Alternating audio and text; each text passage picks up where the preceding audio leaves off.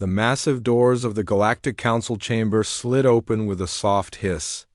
Ambassador John Carter walked through them with the same calm smile he had worn for the past 12 years. His dark blue suit was perfectly pressed, his graying hair neatly combed, and his hands folded behind his back in the way that had become his trademark. Around the circular chamber, representatives from 12 different alien species sat in their assigned seats. The Zephyrians with their tall, thin bodies and silver skin, the Corellians with their thick arms and stone-like faces, the Xerians with their multiple eyes and clicking sounds. Each species had their own way of showing respect, but they all seemed to look at Carter the same way, like he was a child who had wandered into an adult meeting. Carter took his seat at the human section. The chair was smaller than the others, placed slightly lower than the rest. When humans first joined the Council 57 years ago, they had accepted this arrangement without complaint. The other species said it was because humans were new to galactic politics. Carter had always nodded and smiled, saying it was perfectly fine. The session began like every other session for the past 5 decades.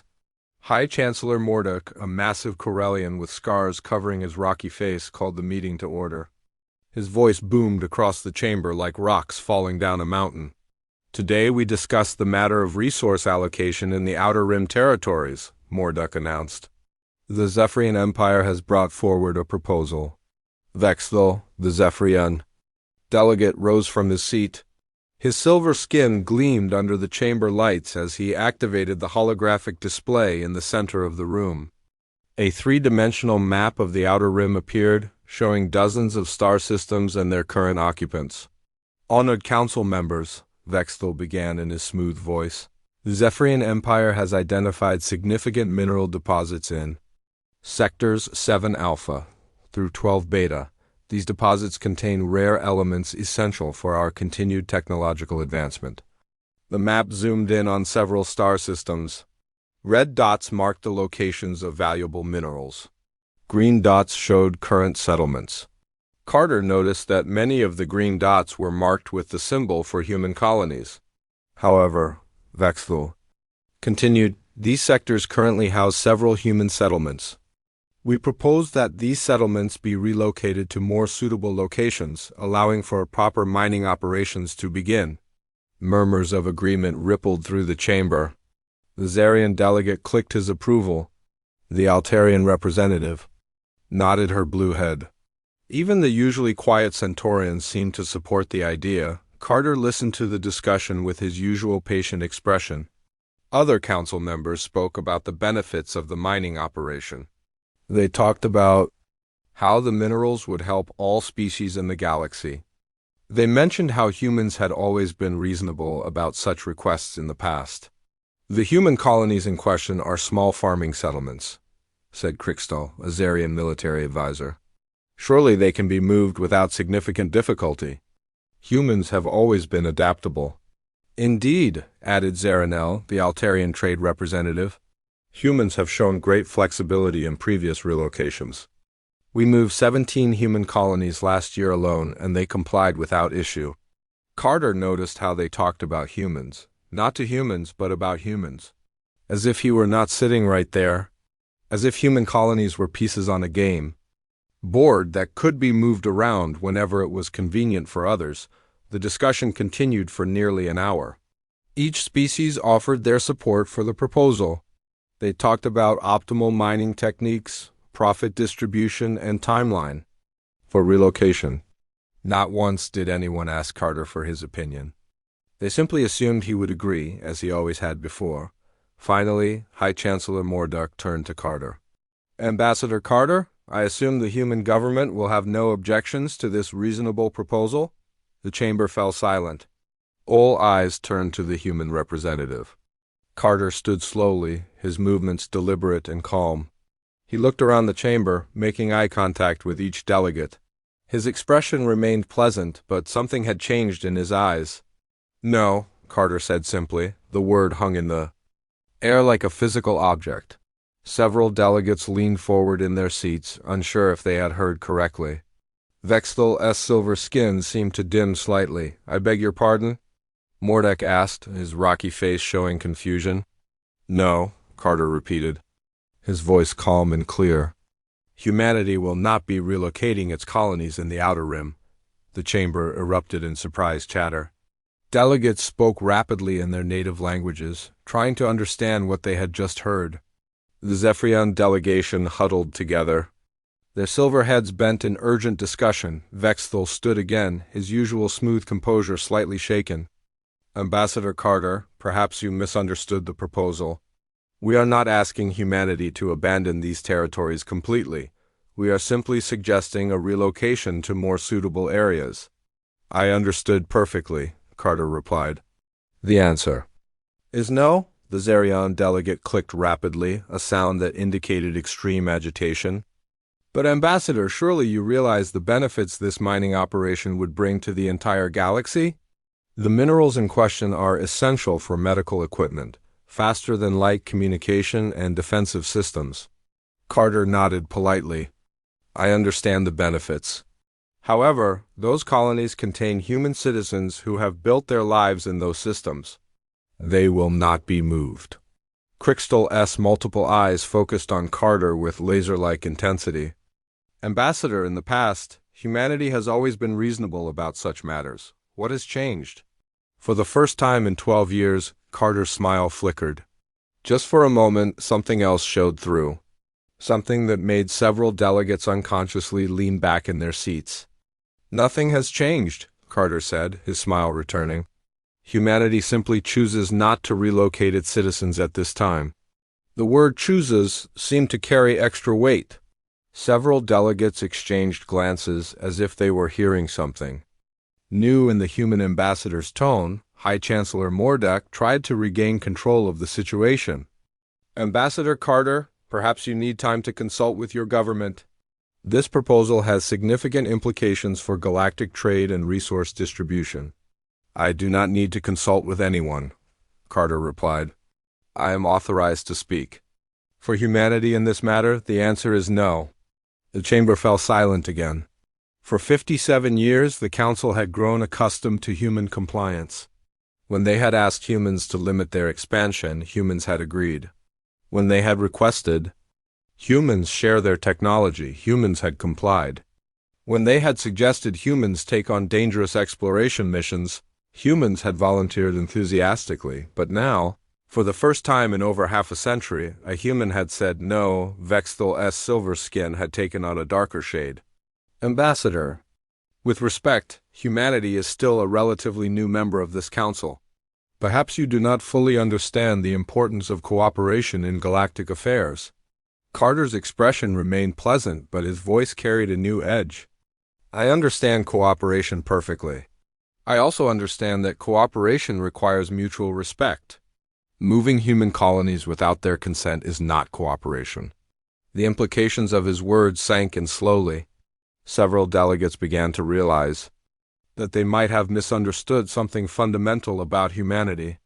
The eager-to-please species they thought they knew was showing a side they had never seen before. As the session ended in confused murmurs and hastily called recesses, Carter gathered his papers and walked toward the chamber doors. Behind him, 12 species tried to figure out what had just happened. The human who had always smiled and agreed was still smiling, but something essential had changed. On Earth, in a secure facility buried deep beneath the Pentagon, Admiral Lisa Hayes watched the council session through encrypted channels. She turned to her colleagues, Dr. Kevin Murphy and General Paul Richardson, and spoke 3 words that would change the galaxy forever. Disable Politeness Protocol. The next morning, the council chamber looked exactly the same as it had for decades. The same curved walls, the same holographic displays, the same seats arranged in their familiar circle. But when the massive doors opened, everything changed. Ambassador John Carter walked in first, but he was not alone. Behind him came 3 other humans that most council members had never seen before. Colonel Amy Peterson wore a crisp military uniform with medals that caught the light as she moved. Dr. Ryan Foster carried a data tablet and wore the simple clothes of a scientist. Commander Steve Collins walked with the confident stride of someone who had spent years in space. The 4 humans took their seats in the human section. Carter sat in his usual chair, but the others arranged themselves around him in a way that made the small human area seem more important somehow. The delegates from other species whispered among themselves, trying to understand what was happening. High Chancellor Morduck called the session to order with his usual booming voice. Today we will continue our discussion of the Outer Rim mining proposal. Perhaps Ambassador Carter has had time to reconsider his position. Carter stood up slowly. His smile was still there, but it looked different now, more controlled, more deliberate. Thank you, Chancellor. The human delegation would like to clarify some things about our species. The word delegation surprised everyone. For 57 years, Carter had always called himself the human representative, as if he were the only human who mattered. Now he spoke as if he were part of a team. First, Carter continued, we would like to address some misunderstandings about our colonies in the Outer Rim. He nodded to Dr. Foster, who activated a holographic display. The image that appeared made? Several delegates gasped. Instead of the small farming settlements they expected to see, the display showed massive installations with defensive towers, landing pads for large ships, and what looked like military equipment. These are not struggling farming communities, Dr. Foster said in a calm voice. These are fully operational military bases that have been active for over 30 years. The Zephyrian delegate Vexthal leaned forward in his seat. That is impossible. Our scans show only agricultural activity and small populations. Colonel Peterson spoke for the first time. Your scans show what we wanted them to show? Humans have been using advanced shielding technology to hide our true activities in the Outer Rim. The implications of her words sent a chill through the chamber. If humans had been hiding military bases for 30 years, what else had they been hiding? Commander Collins stood and walked to the holographic display. With a few touches, the image changed to show human ships. But these were not the bulky, slow vessels that the Council had grown accustomed to seeing. These ships were sleek, fast, and covered in weapon systems that looked far more advanced than anything the Council possessed. The ships you have observed in our space are training vessels and cargo haulers, Collins explained. Our actual military fleet has been positioned throughout the galaxy under the cover of exploration missions. The Zarian delegate Crixtul's multiple eyes focused on the display with obvious concern. How many ships are we talking about? Enough, Collins replied simply. Dr. Foster took control of the display again. This time, the image showed a detailed map of the galaxy. Red dots appeared throughout the star systems, each one representing a human military installation or ship position. The dots were everywhere. In systems the Council thought were uninhabited, near major trade routes, close to the home worlds of every species in the chamber. For the past 57 years, Foster explained, humanity has been conducting what we call a comprehensive security survey of the galaxy. We have detailed information about every military installation, every defensive system, and every weapon platform operated by each member species. The chamber fell silent. The only sound was the soft hum of the air recycling system.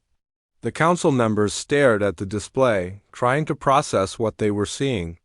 The eager, helpful humans they thought they knew had been spying on them. For decades, Vexthal's silver skin had turned almost white. This is a violation of Council treaties. Member species are forbidden from conducting military surveillance of other members. Carter's smile widened slightly. You are correct. It would be a violation if we were conducting surveillance. We prefer to think of it as being prepared. Prepared for what? Demanded Morduck, his rocky face showing anger for the first time. For the possibility that someone might mistake our politeness for weakness? Carter replied, the words hung in the air like a threat. Several delegates began to understand that they might have made a terrible mistake. The humans they had pushed around for decades were not weak. They had been playing a game that no one else even knew existed. Dr. Foster changed the display again. This time it showed human technological capabilities, weapons that could destroy entire fleets, defensive systems that could protect whole star, systems, communication networks that operated faster than any other species could achieve. Our technology is approximately 200 years ahead of the next most advanced species in the Council, Foster said matter-of-factly. We have been sharing outdated versions of our equipment while keeping our real capabilities hidden. The Altarian representative Zaranel spoke in a shaky voice. But why? Why hide all of this? Why pretend to be less advanced than you are? Colonel Peterson answered her. Because we were trying to be polite. We thought you might be more comfortable. If you believed you were superior to us. The casual way she said it made the words even more shocking. The humans had not been afraid of the other species. They had been protecting the other species from feeling inferior. The Council had spent decades treating humans like junior partners. Never realizing that the humans were humoring them, Commander Collins stepped forward again. We want to make something clear. Humanity has no interest in conquering or controlling other species. We prefer cooperation and mutual benefit. But we will not tolerate being treated as if we are children who can be moved around at will. Crystal clicked rapidly, a sign of extreme agitation. You have been deceiving us for decades. How do we know you are not planning to attack us? Because if we wanted to attack you, we would have done it already, Carter said simply. We have had the capability to defeat any combination of Council species for over 40 years. The fact that we are sitting here talking instead of ruling the galaxy should tell you something about our intentions. The truth of his words was undeniable. If humans had this kind of power for so long, they could have taken over the galaxy whenever they wanted. Instead, they had chosen to participate in the Council as equals, even when they were being treated as INFERIORs. Dr. Foster provided the final shock. Every human diplomatic mission has included detailed military assessments of alien capabilities. While you believed you were educating us about galactic civilization, we were learning everything we needed to know about your strengths and weaknesses. The chamber erupted in angry voices. Delegates shouted accusations and demands. Some called for immediate military action against humanity. Others demanded explanations for decades of deception. Carter raised his hand, and somehow the gesture commanded silence. We disabled what we call our politeness protocol because we wanted to show you who we really are. We are not the harmless junior species you believed us to be. We are your equals, and we expect to be treated as such. He looked around the chamber, making eye contact with each delegate. The choice of how to respond to this information is yours.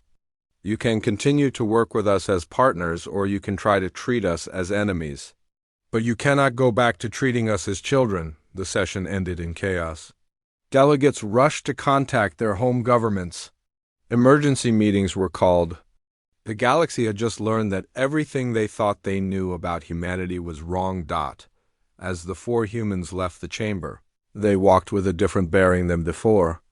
They were no longer the polite, accommodating representatives who had served the Council for decades. They were equals who had chosen to reveal their true nature. The politeness protocol was officially disabled. The galaxy would never be the same. The emergency session began 3 hours after the shocking revelations. The Council chamber was packed with more aliens than it had ever held before. Military advisors, security chiefs, and government officials from all 12 species crowded into the space. They all wanted to hear what else humanity had been hiding. Commander Steve Collins stood at the center of the chamber, his hands clasped behind his back. The holographic display showed the symbol of Earth, slowly rotating in the air. The other 3 humans sat quietly in their section, watching as Collins prepared to speak. You want to know who we really are, Collins began, his voice carrying clearly through the chamber.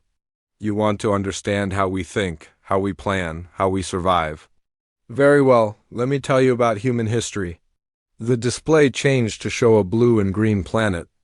Earth looked peaceful from space, with white clouds swirling over the continents. But Collins was about to shatter that peaceful image. 300 years ago, humans were fighting a war that covered our entire planet. We called it the Third World War. Over 2 billion humans died in that conflict. We used weapons that could destroy entire cities in seconds. We poisoned our own air and water to deny resources to our enemies. The alien delegates shifted uncomfortably in their seats. Most species had never experienced warfare on such a scale. The idea of deliberately poisoning your own world was almost incomprehensible to them. Before that war, we had two other global conflicts. In the Second World War, we developed weapons that could split atoms and release the power of stars. We dropped these weapons on our own cities, killing hundreds of thousands of our own people to end the fighting. The Zephyrian delegate Vexthel looked pale. You destroyed your own cities? Your own people? We did what we had to do to survive, Collins replied without emotion. That is what humans do. We make the hard choices that other species cannot make. The display changed again, showing scenes of human battles throughout history. Armies clashing, with swords and shields. Ships firing cannons at each other across stormy seas. Soldiers charging across fields while explosions burst around them. For most of our history, humans have been at war with each other. We learned to fight in every environment our planet could offer. In frozen wastelands, burning deserts, deep oceans, and high mountains. We developed thousands of different ways to kill each other, and we got very good at all of them. Dr. Ryan Foster stood up and joined Collins at the display. What Commander Collins is explaining is that humans evolved on a planet where constant warfare was normal. We developed psychology and culture around the assumption that everyone around us might be an enemy. The display showed human cities with massive walls and defensive systems, castles built on high cliffs, underground bunkers designed to survive nuclear attacks. Every human settlement throughout history had been built with warfare in mind. This is why we smile while we plan for betrayal, Foster continued. This is why we can be genuinely friendly with someone while simultaneously preparing to destroy them if necessary. It is not because we are evil or aggressive. It is because 10,000 years of evolution taught us that survival depends on being ready for anything. The Zizarian military advisor Crickstall clicked his concern. But surely modern humans have moved beyond such primitive thinking? Colonel Amy Peterson laughed, but there was no humor in the sound. Modern humans are the survivors of all those ancient warriors. We carry their instincts in our genes. We may wear nice clothes and use polite words, but underneath we are still the same species that conquered an entire planet. The display showed human exploration of their own solar system. Ships landing on hostile worlds with no atmosphere. Humans building bases on planets that would kill them in minutes without protective equipment. Colonies thriving in environments that would be uninhabitable to most other species. When we first left Earth, we did not explore our solar system, Peterson explained. We conquered it. Every moon, every asteroid, every planet became a potential military base. We learned to live anywhere, fight anywhere, and win anywhere. The chamber was completely silent now. The alien delegates were beginning to understand that they had been dealing with a species that thought about survival in ways they had never imagined. Collins took control of the display again. When we first met other species, we immediately began what we call threat assessment. We studied your military capabilities, your weaknesses, your psychology, and your technology. Not because we wanted to attack you, but because we wanted to know how to defend ourselves if you attacked us. But we never threatened you, protested the Altarian representative Zaranel. The Council has always been peaceful.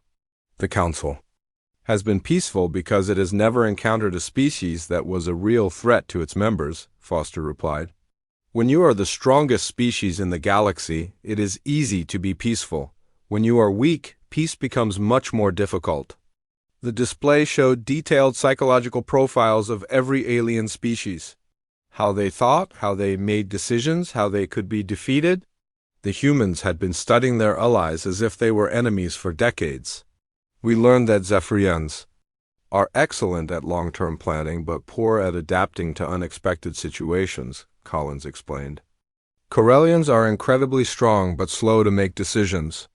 Xerians are technologically advanced but lack individual initiative. Altarians are diplomatic but avoid direct conflict at all costs. Each species in the chamber recognized the accuracy of these assessments. The humans had understood them better than they understood themselves. We also learned that none of you had experienced fighting a species that thinks like humans, Peterson added. Your military strategies are based on fighting other species like yourselves. You have never faced an enemy that can plan for centuries while adapting to changing conditions in seconds. The implications were terrifying. If humans could analyze and predict the behavior of other species so easily, what chance would those species have in a real conflict? Ambassador John Carter stood up for the first time since the session began. We want you to understand something important. Everything we have told you is not meant as a threat. It is meant as an explanation. He walked to the center of the chamber, joining the other 3 humans. For 57 years, we have been what you would call nice. We have been cooperative, helpful, and polite, but we have never been weak. We have never been helpless. We have always been choosing to be peaceful. The word choosing seemed to echo through the chamber. The alien delegates were finally beginning to understand the difference between weakness and restraint. When you asked us to limit our expansion, we agreed because we did not need more territory immediately. When you asked us to share our technology, we shared older versions because we wanted to help without giving you weapons that could threaten us. When you asked us to take dangerous missions, we volunteered because we were confident we could handle the risks. Carter looked around the chamber, making eye contact with each delegate. But when you asked us to move our colonies yesterday, you crossed the line. You stopped asking and started demanding. You stopped treating us as partners and started treating us as subjects. The chamber erupted in nervous chatter. Several delegates realized that they had been making assumptions about human compliance that were completely wrong. Foster raised his hand for silence. The politeness protocol that we have been following for 57 years was never about fear. It was about giving you time to prove that you could be trusted with the knowledge of what we really are. And what is your verdict? Asked High Chancellor Mordek, his rocky face showing concern for the first time. Carter smiled, but it was not the polite diplomatic smile he had worn for decades. It was the smile of a predator who had decided not to hunt. The verdict is still being decided, he said quietly. But we thought you should know what you are really dealing with before you make any more demands. The session ended with that warning hanging in the air. The Council had learned that humanity's kindness was not weakness and their cooperation was not submission. They were dealing with the most dangerous species in the galaxy, and that species had been protecting them from the truth for over 50 years. The question now was whether the galaxy deserved that protection. The council chamber buzzed with angry voices for 3 hours after the humans finished their history lesson. Delegates argued among themselves, their fear turning into something more dangerous. High Chancellor Mordek finally called for order, his rocky fist pounding on his desk until the noise stopped. These claims are impossible to verify, declared Vexthal, his silver skin showing patches of dark anger. Humans could be lying about their capabilities to frighten us into submission. The Zurian military advisor Krikstal clicked his agreement. We have observed human ships for decades. They are slow, lightly armed vessels that pose no threat to our fleets. This is clearly an elaborate deception. Other delegates nodded their support. The Corellian defense minister spoke in his gravelly voice. We demand proof of these supposed capabilities. Anyone can show holographic displays and make wild claims. Ambassador John Carter looked at his 3 companions. Dr. Ryan Foster was reading something on his data tablet. Colonel Amy Peterson was checking her communication device.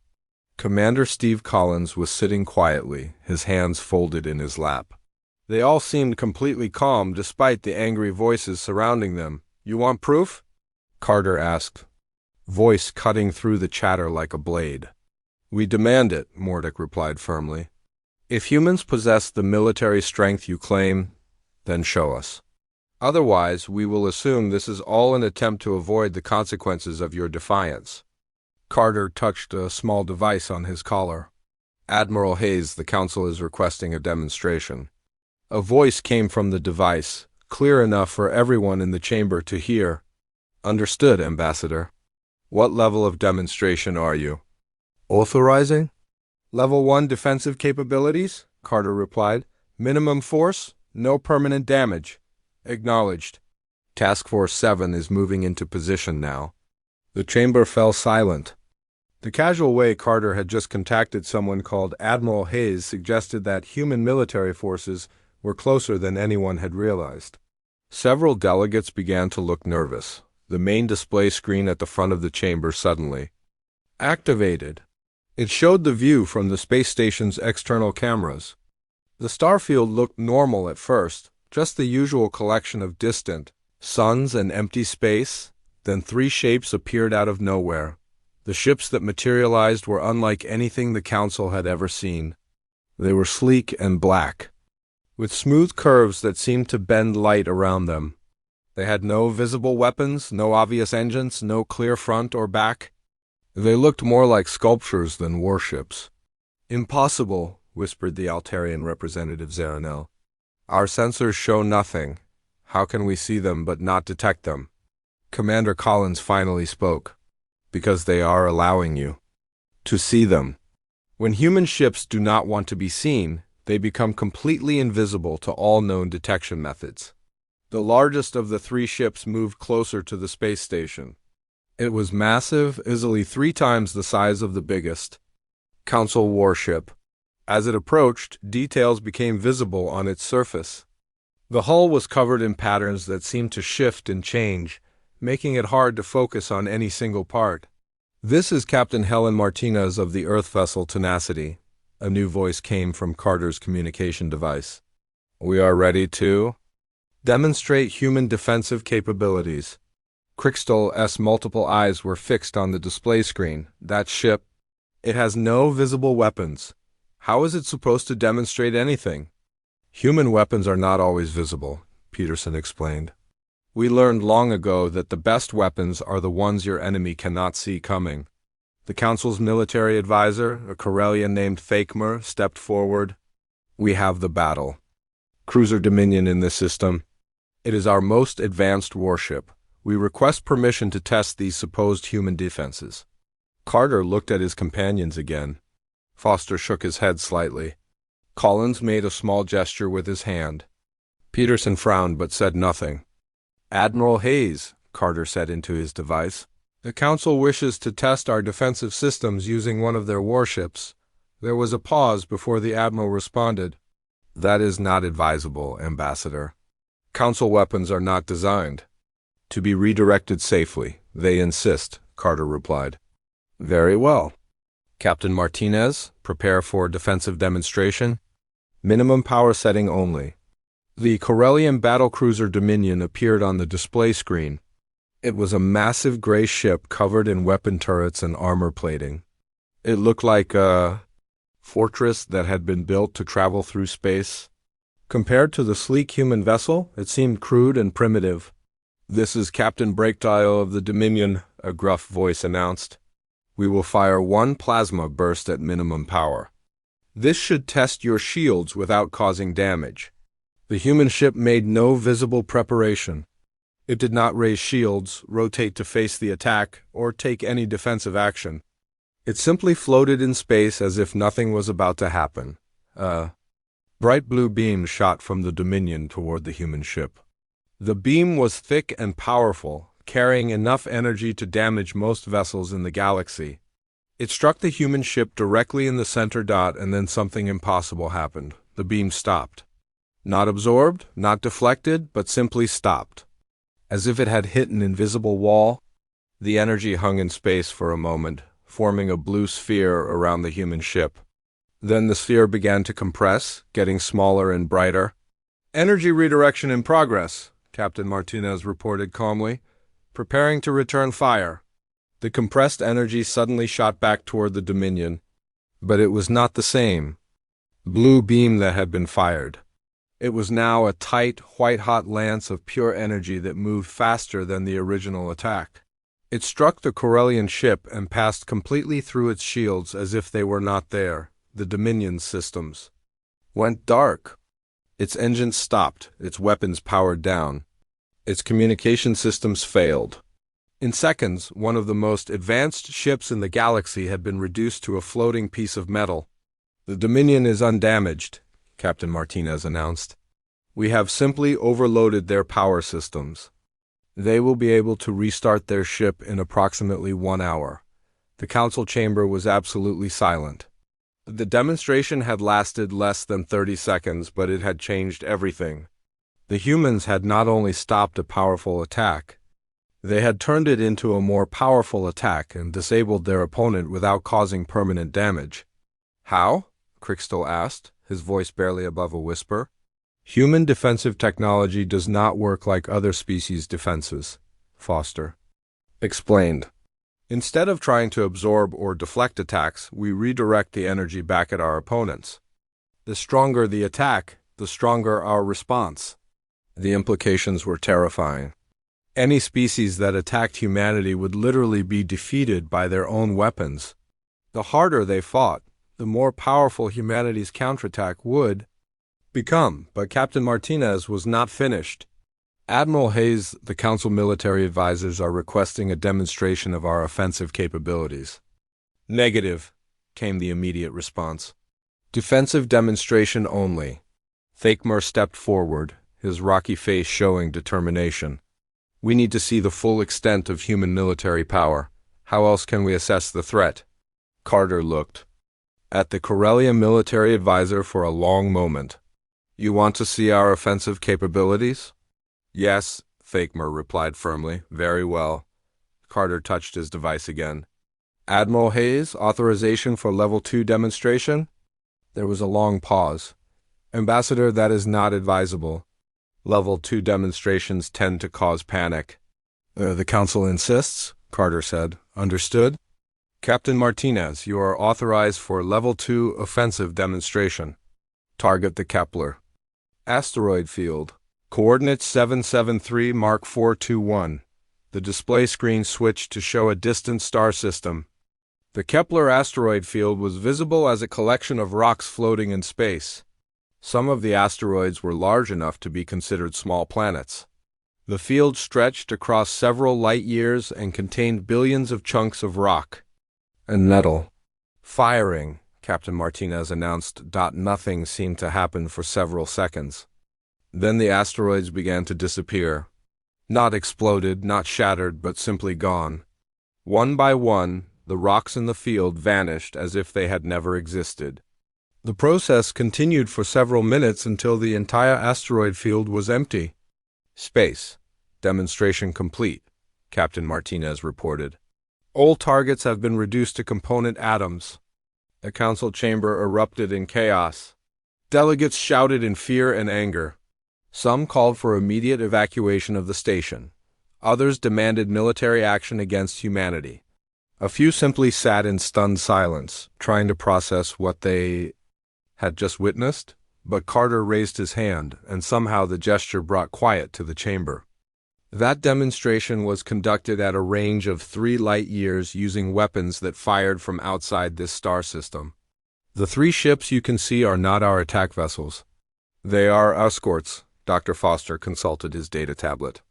For comparison, the energy required to destroy the Kepler asteroid field was approximately 0.3% of the total firepower available to the human ships currently in this system.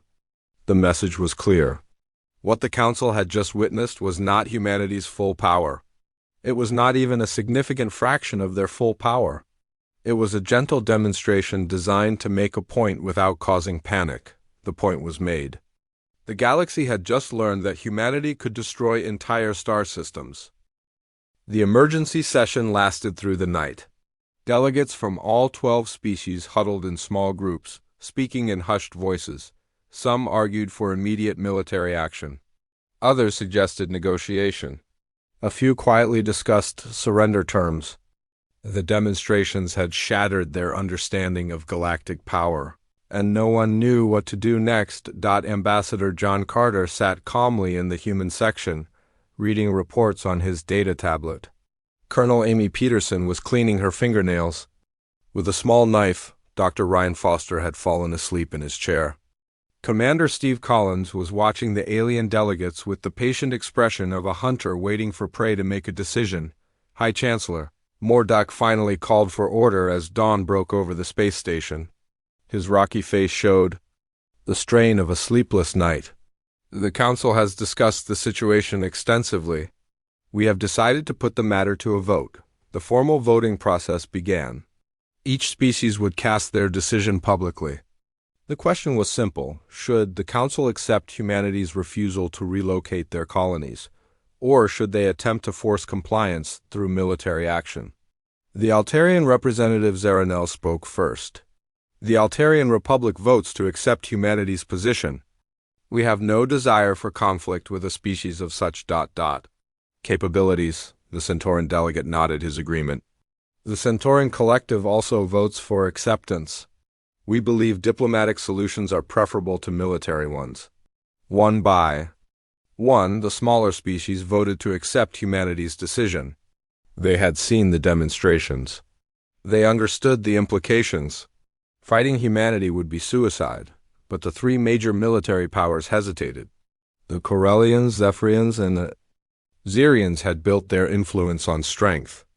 Accepting humanity's dominance would mean admitting they had been wrong for decades. The Xerian military advisor Krikstal spoke for his species. The Xerian Empire abstains from this vote.